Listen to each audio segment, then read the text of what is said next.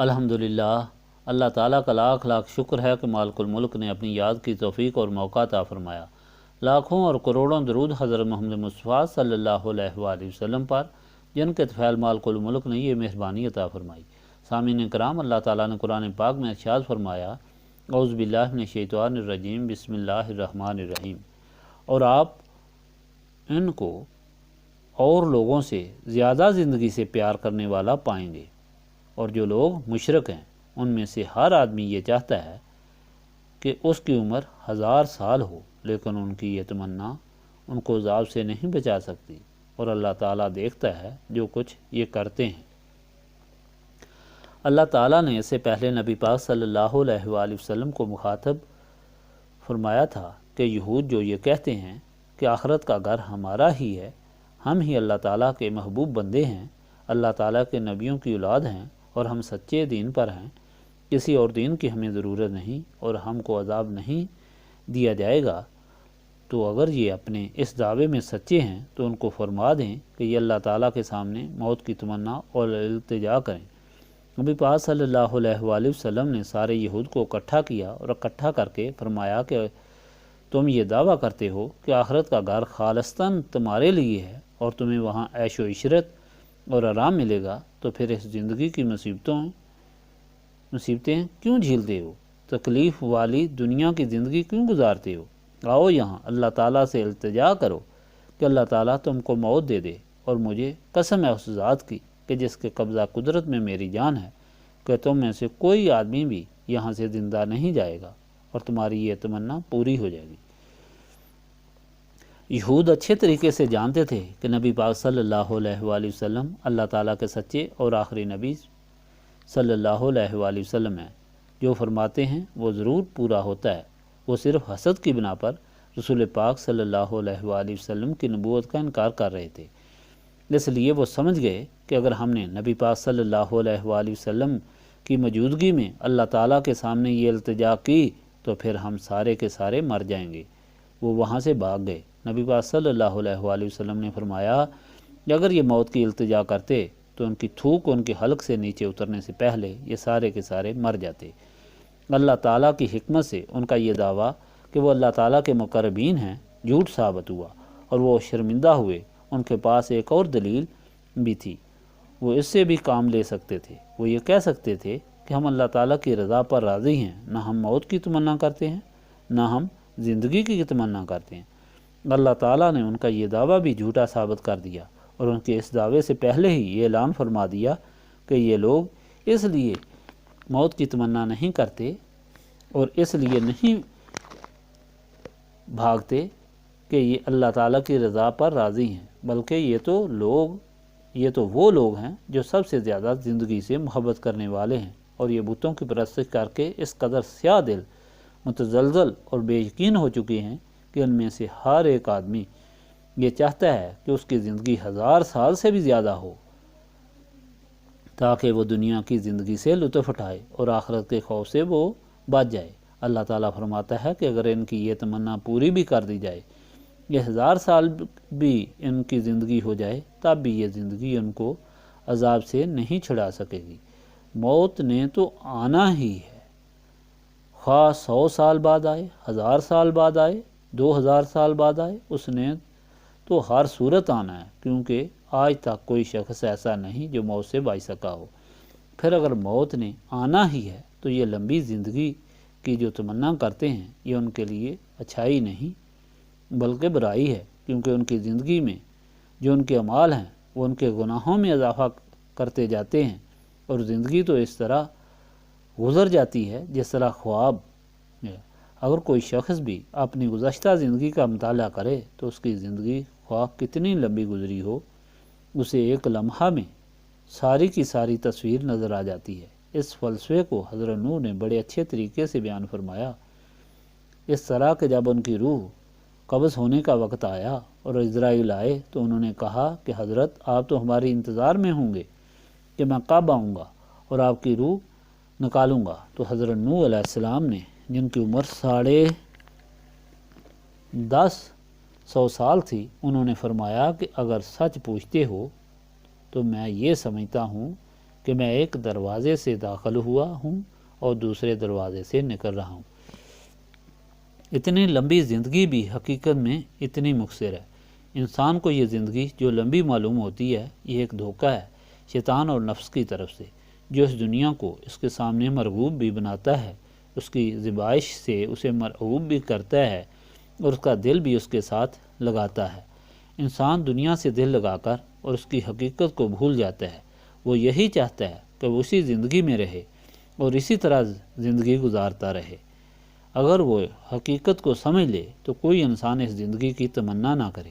اس زندگی کی تمنا کرنے والے وہی لوگ ہیں جو نفس اور شیطان کی وجہ سے دنیا کے دھوکے میں آ گئے ہیں، اسے لمبا سمجھتے ہیں اور اس میں بہت زیادہ وقت گزارنا چاہتے ہیں۔ جب مر جاتے ہیں تو پھر ان کی موت کی گھڑی ان کے لیے بہت افسوسناک ہوتی ہے، ان کی حسرتیں ختم نہیں ہوتی اور آخرت میں جا کر انہیں ذلت و رسوائی اور عذاب کا سامنا ہوتا ہے۔ دنیا کی تاریخ اس بات کی گواہ ہے۔ بہت سے لوگ پہلے گزرے، انہوں نے اسی طرح زندگی گزاری اور یہی حالات انہیں بھی پیش آئے۔ حضرت دانیال ایک مرتبہ جنگل سے گزر رہے تھے کہ انہیں آواز آئی کہ ذرا ٹھہرو۔ وہ کھڑے ہو گئے اور دیکھا تو کوئی نظر نہ آیا۔ پھر چل پڑے تو پھر آواز آئی کہ ٹھہرو، دنیا کا عجیب تماشا دیکھو۔ پھر کھڑے ہو کر دیکھا تو انہیں معلوم ہوا کہ نزدیک ہی ایک مکان ہے جس کی طرف انہیں کوئی بلا رہا ہے۔ وہ مکان میں چلے گئے، جا کر دیکھا کہ کوئی بھی نہیں ہے، صرف ایک چارپائی ہے جو موتیوں اور یاقوت سے مرزا ہے، اور اس کے اوپر سے آواز آتی تھی کہ تم دنیا کا تماشا دیکھو۔ حضرت دانیال اس چارپائی کے اوپر چڑھ گئے اور اوپر جا کر دیکھا کہ ایک جوان اور بہت خوبصورت انسان لیٹا ہوا ہے۔ اس کے اوپر بڑی قیمتی پوشاکیں اور زیورات پڑے ہوئے ہیں۔ مشک اور عنبر سے تمام علاقہ مہک رہا ہے۔ اس کے بائیں ہاتھ میں سونے کی انگوٹھی ہے، سر پر سونے کا تاج ہے اور کمر میں بڑی خوبصورت سبز رنگ کی تلوار بندھی ہوئی ہے۔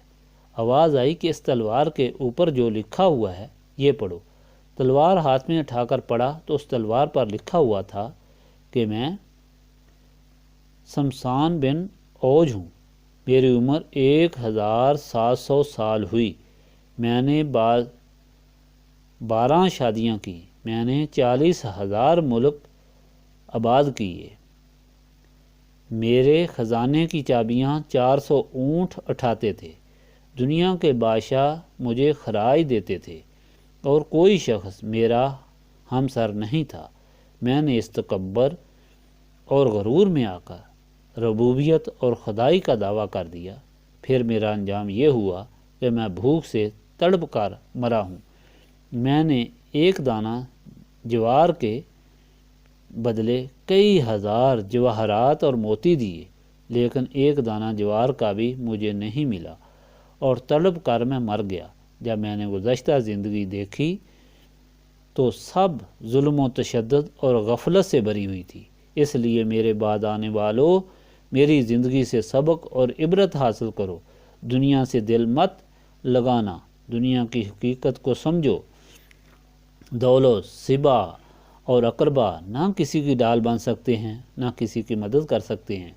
اللہ تعالیٰ اپنے بندوں پر مہربان ہے، وہ ہر لحاظ سے، ہر طریقے سے اپنے بندوں کو سمجھاتا ہے، دلائل سے، تاریخ سے، کہ اس کی مخلوق نفس اور شیطان کے دھوکے میں نہ آئے، صراط مستقیم پا کر اس پر گامزن ہو۔ اللہ تعالیٰ نے دنیا اور آخرت میں مخلوق کے لیے جو نعمتیں بنائی ہیں ان سے وہ مستفید ہو، لیکن انسان یہ سب حقیقتیں دیکھنے کے باوجود پھر بھی عبرت حاصل نہیں کرتا۔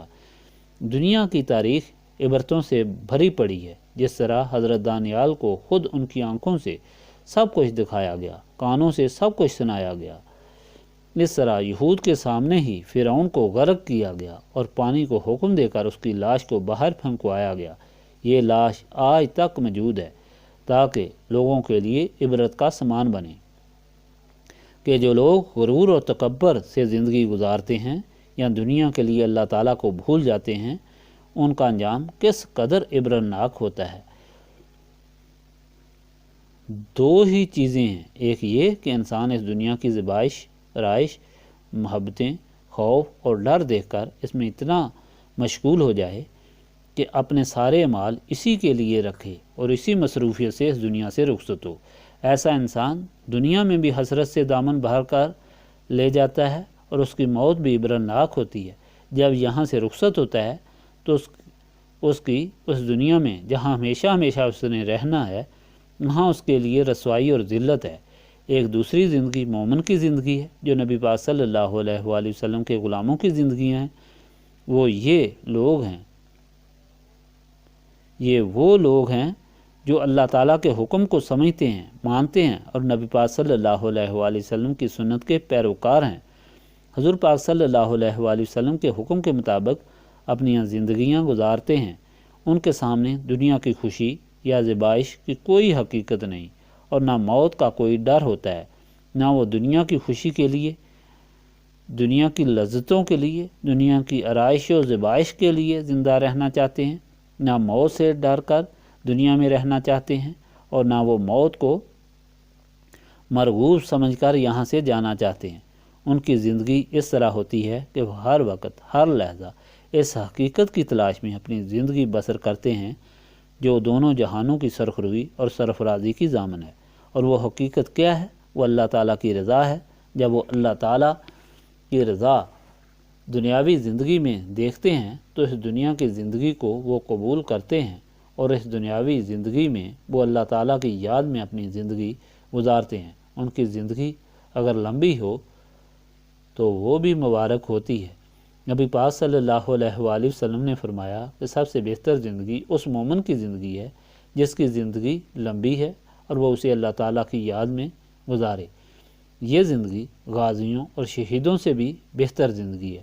اور جب ان لوگوں کو اللہ تعالیٰ کی رضا، موت اور جہاد میں نظر آتی ہے تو وہ بڑی خوشی سے موت کو گلے لگا لیتے ہیں۔ انہیں کوئی خوف اور ڈر نہیں ہوتا۔ انہیں یہ یقین ہوتا ہے کہ یہ موت جنت کا دروازہ ہے، یہ اللہ تعالیٰ اور رسول پاک صلی اللہ علیہ وآلہ وسلم کی ملاقات کا ایک ذریعہ ہے۔ تو دونوں قسم کے لوگوں میں ایک بہت بڑا فرق سامنے آ گیا ہے۔ اب عقل مندی کا تقاضا یہ ہے کہ انسان ان لوگوں کی پیروی کرے، ان لوگوں کے راستے پر چلے اور ان لوگوں کی تابعداری اور غلامی میں چلے، ان کی زندگی سے ہی سبق حاصل کرے جو لوگ دنیا اور آخرت میں اللہ تعالیٰ کی رضا کے متلاشی ہیں، جن کو نہ کوئی خوشی اور نہ کوئی خوف، نہ تو ڈرا سکتا ہے، نہ دھمکا سکتا ہے۔ اس زندگی سے پرہیز کریں، نفرت کریں اور دور رہیں جو دنیا میں اور آخرت میں ذلیل کرنے والی ہے۔ ایسی زندگی دنیا میں انسان کو مشغول کرنے والی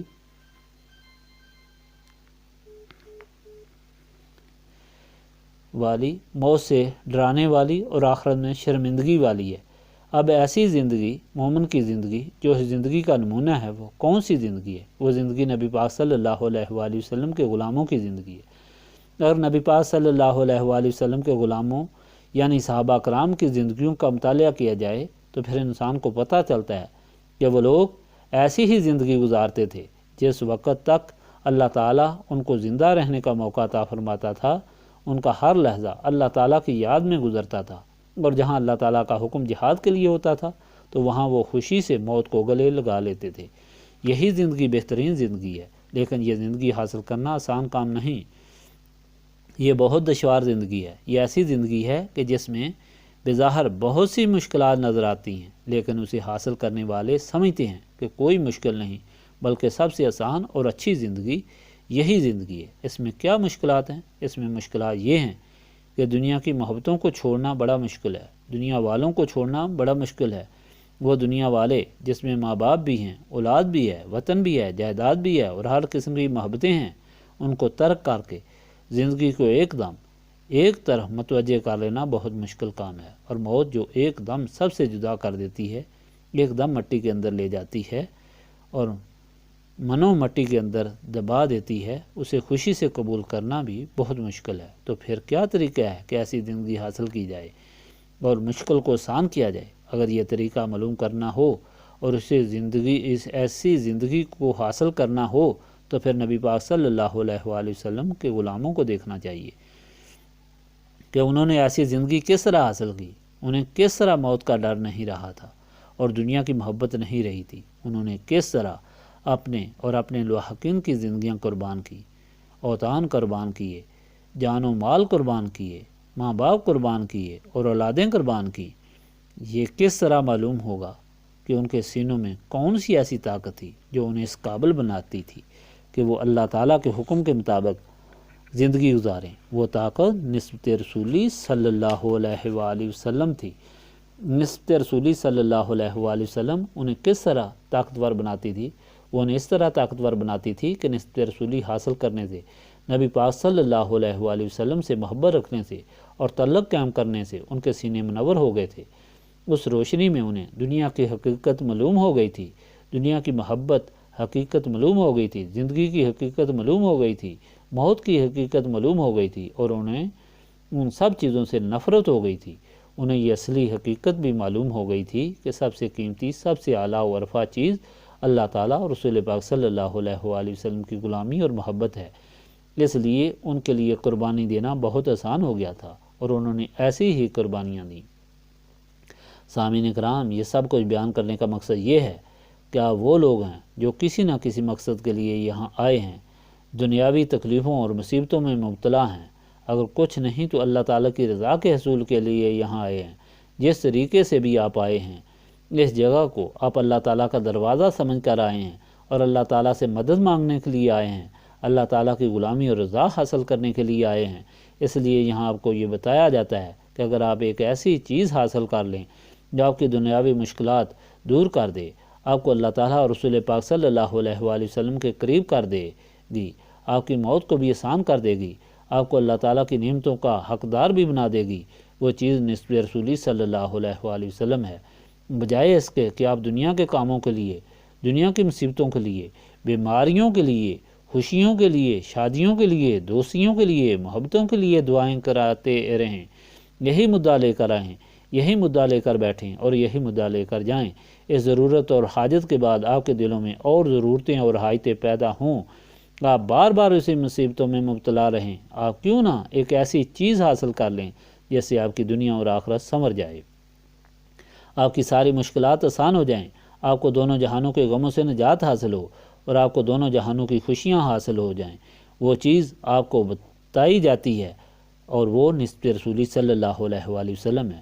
وہ لوگ جو اللہ تعالیٰ کا دروازہ سمجھ کر یہاں آئے ہیں، آپ لوگ اچھے طریقے سے یہ جان لیں کہ دنیا اور آخرت میں کامیابی کے لیے نسبت رسولی صلی اللہ علیہ وآلہ وسلم ہی ایک ایسی چیز ہے جسے آپ کو حاصل کرنا چاہیے۔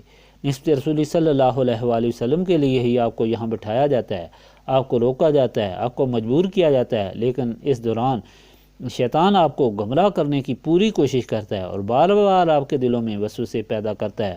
کبھی آپ کو گرمی کی تکلیف ہوتی ہے، کبھی آپ کو اپنا گھر یاد آ جاتا ہے، کبھی آپ کو اپنی ملازمت یاد آ جاتی ہے، کبھی آپ کو راستے کی سواری یاد آ جاتی ہے، کبھی آپ کو اپنا بیمار یاد آ جاتا ہے اور کبھی کسی کی شادی یاد آ جاتی ہے۔ یہ چیزیں آپ کو یاد کیوں آتی ہیں؟ اس لیے یاد آتی ہیں کہ شیطان آپ پر غالب ہوتا ہے اور شیطان آپ کو گمراہ کر رہا ہوتا ہے، یہاں تک گمراہ کرتا ہے کہ یہاں اوراد شریف پڑھائے جا رہے ہوتے ہیں، دعا میں صرف 1 یا 2 منٹ باقی ہوتے ہیں کہ بعض بد نصیب شیطان اور نفس کے فریب میں آ کر اسی وقت باہر نکل جاتے ہیں۔ جب وہ باہر جاتے ہیں دعا کا وقت ہوتا ہے اور دعا سے محروم ہو جاتے ہیں۔